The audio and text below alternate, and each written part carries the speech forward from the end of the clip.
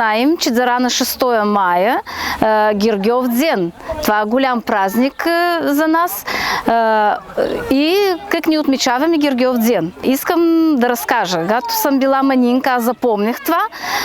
Моя баща Георги. Ставахме заранте, миехме на тази очици, пък ние малки отадахме, имахме и чимик, сявгаш за малки пацанца, родителите наши сея и се миехме в ето и чимик очици с русе.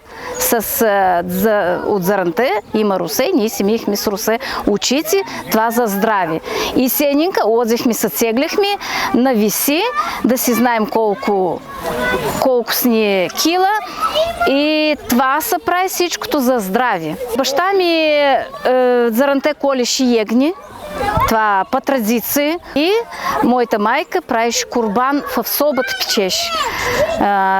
Как се правеше курбаня? Сяжа припени месото, обърко реже вътрешното, го отваря, го реже, обърко го с бългур, ориз, вътрешното всичкото, много зелен лук, гьозун, мас, отгоре туреше месото, булото се туреше отгоре и го туреше в собът. И те се печеше курбаня. Сенинка, като вече готово, викаше гости да поздравляват, викаше комшийци и се празнуваше цял ден ето празник.